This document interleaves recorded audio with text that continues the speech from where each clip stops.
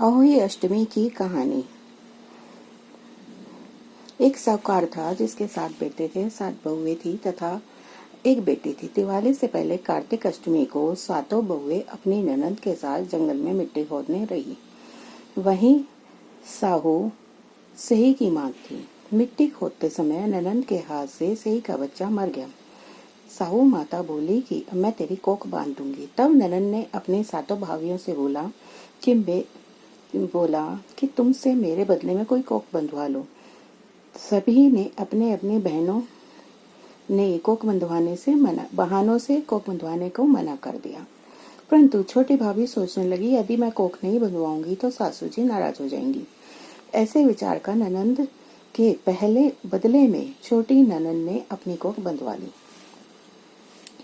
इसके बाद जब उसके लड़का होता तो 7 दिन बाद वह मर जाता। एक दिन उसने पंडित बुलाकर पूछा कि मेरी संतान 7वें दिन क्यों मर जाती है। तब पंडित जी ने कहा कि तुम्हारी सुरही गाय की पूजा किया करो।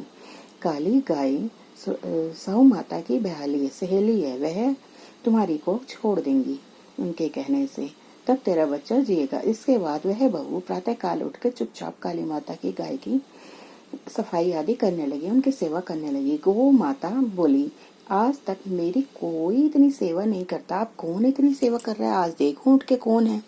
सो वह सुबह तड़के उठी गौ माता।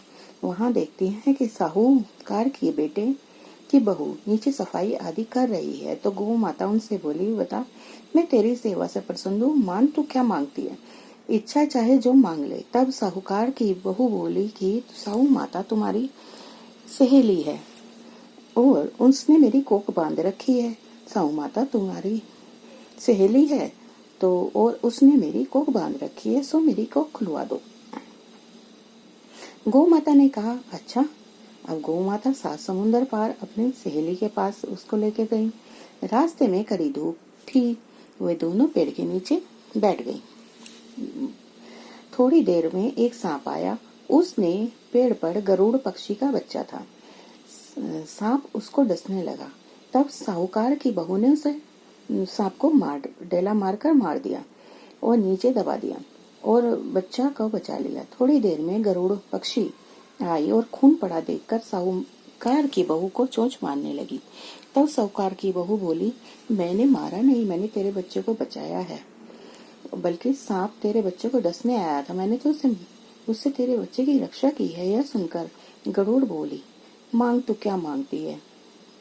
तब बोली, 7 समुंदर पर साहू माता के पास मुझे पहुंचा दो। गरुड़ पंखनी ने दोनों पंख को अपनी पीठ पर फैलाकर साहू माता के पास पहुंचा दिया। साहू माता ने उन्हें देखकर बोली कि बहन बहुत दिनों बाद आई, और फिर कहने लगी कि बहन मेरे सिर में जुआ पड़ गई है।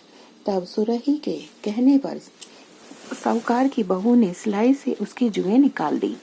इस पर साहू माता प्रसन्न हुई और बोली, तूने मेरे सिर में बहुत सिलाई डाली, इसलिए तेरे 7 बहुएं और 7 बेटे होंगे। वह बोली, मेरे तो एक भी बेटा नहीं है, 7 बहुएं कहाँ से आएंगी। साहू माता बोली, वचन दिया, वचन से पहले फिरूंगी नहीं, धोबी कुंड पर कंकरी हो जाऊंगी। पर साहूकार की बहू बोली, मेरी कोख तो तुम्हारे पास बंद पड़ी है। यह सुनकर साहू माता बोली कि तूने मुझे ठग लिया, मैं तेरी कोख खोलती तो नहीं, परंतु अब खोलनी पड़ेगी। कहकर 7 जो घर 7 बेटे और 7 बहुएं मिलेंगी, तू जा उजमन करियो, 7 ओही बनाकर कढ़ाई करियो। वह घर लौट आई और आकर देख लिया कि 7 बहुएं बैठी हुई थी। वह बहुत खुश हो गई। उसने 7 ओही बनाई, 7 उजमन किए तथा 7 कढ़ाई करी। रात्रि के समय जेठानी आपस में कहने लगी कि जल्दी जल्दी नहा धोकर पूजा कर लो, कहीं छोटी बच्चों को याद कर रोने लगेगी। थोड़ी देर में उसने अपने बच्चों से कहा, जाओ चाची के घर जाकर देख करो क्या हो रहा है, अब तक रोई क्यों नहीं। बच्चों ने जाकर कहा कि चाची तो खूब मांड कर रही है, उजमन हो रहे हैं। सुनते ही जेठानी दौड़ी दौड़ी उसके घर आई और पूछने लगी, तूने तो कोख कैसे छुड़ाई। वह बोली, मैंने कोख बंधाई। वह बोली, तुमने तो कोख बंधाई नहीं, मैंने बंधा ली थी। साहू माता की कृपा से मेरी कोख खुल गई है। साहू माता ने बहू की खोली ऐसे सभी की खोलो। जय हो सौ माता की।